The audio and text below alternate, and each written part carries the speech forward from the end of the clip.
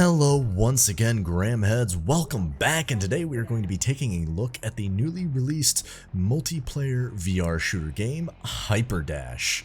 It just released on the Steam Marketplace and Quest stores for $19.99. For reference, I played this game on a Valve Index and played the game during my initial playthrough for just about under an hour. This game is really simple, but an absolute blast to play. You play as robots, spawn into an arena, and complete one of many objectives to destroy the enemy team on any given map, ranging from pure deathmatch to domination and point control. This game looks great, plays great, and the core mechanics don't take that long to get used to. There are some minor complaints I have about the game, but overall the title is just short of a perfect 10 out of 10 for me. I can honestly really see this game taking off and changing the VR shooter market for the foreseeable future, but more on that coming up. For now, let's just jump right into the video.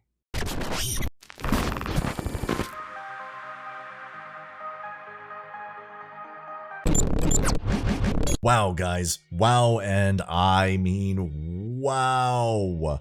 I don't gush over games often, and they usually have to be pretty remarkable for them to keep me coming back in my limited spare time, but I can tell you without a doubt, I will be playing a lot more of this game.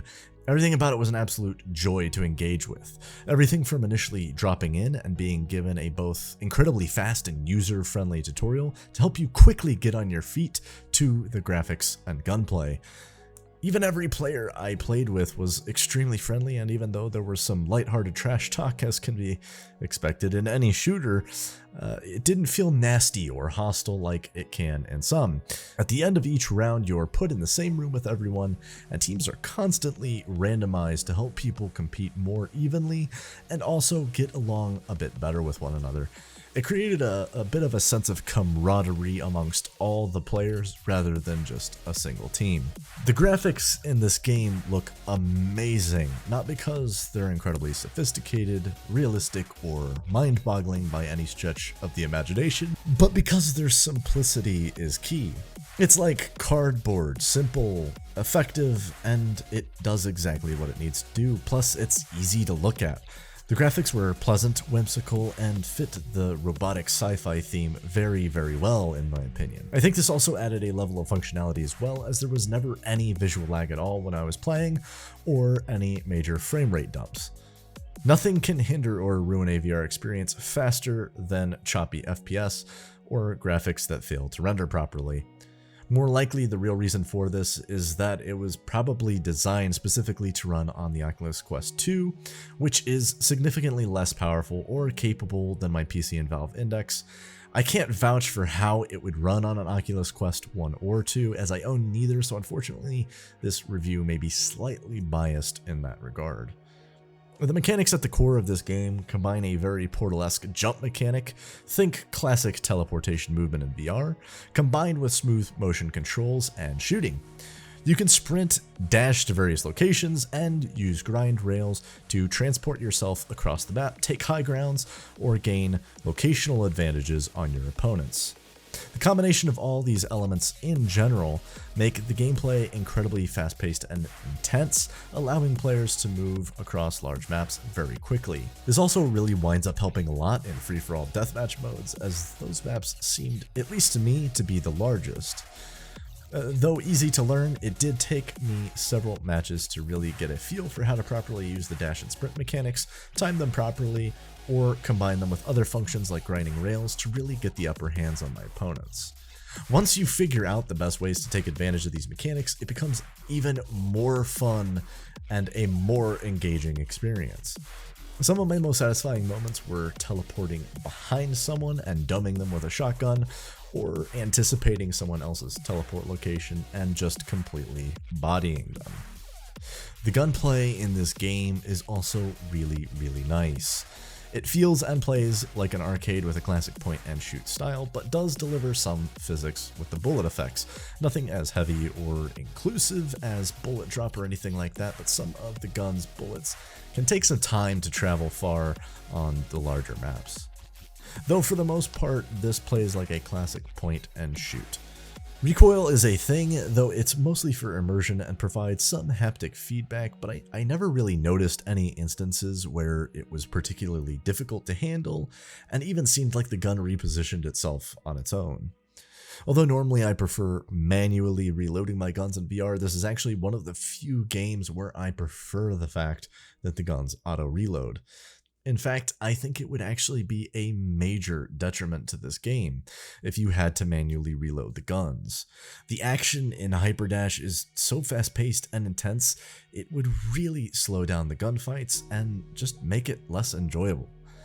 This is clearly not supposed to be an ultra-realistic game with ultra-realistic features, and the developers understood that when taking into account those options. By all intents and purposes, this game was almost flawless, including having not experienced any visual or multiplayer glitches, and the fact that there were no discernible exploits players could take advantage of. The worst part about the game, honestly, is just the lack of balance in the weapons.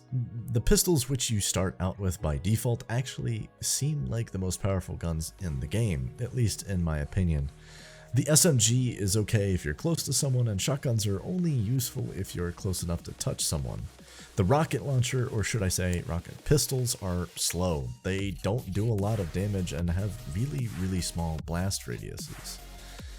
I wouldn't even mind the blast radius as much if they did more damage, but as of right now, unless you get a direct hit, they're basically paperweights. The sniper pistols are really good, but only if you can put some distance between yourself and an opponent, as the rate of fire is so slow.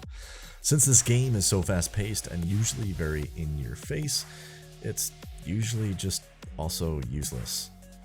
The only other thing I noticed that bothered me was that there was no finger tracking available whatsoever, but I can admit I've been a bit spoiled with the Valve Index, but still it would really be nice to see them add it at a later date. I am aware that it's useless to the core gameplay. It's really more of just a personal nitpicky preference of my own. And there you have it. Looking for a fun, fast-paced, and innovative VR multiplayer shooter to play with strangers or friends? And at an affordable price, look no further. Hyperdash was insanely fun and easy to pick up and learn.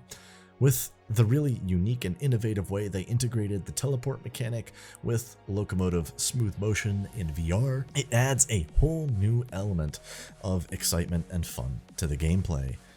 I expect really great things from Hyperdash and its developers in the future, and would not at all be surprised if this game became a standard for VR shooters moving forward. I want it to be clear, this game was not given to me by the developers. I paid for this game with my own money, and no one has paid me or offered me anything in exchange for giving this game such high regards. These are my honest thoughts and opinions on Hyperdash. If you've made it this far in the video, it means you're probably really enjoying my content. With that in mind, I was wondering if you could do me a huge favor. Hit that like button, slam the subscribe button, and smash that notification bell. It's a really easy, free way to help support the channel while making sure you don't miss any more of my future videos. Thank you so much for watching, Gramheads. I love each and every one of you beautiful father muckers. Gramsy out.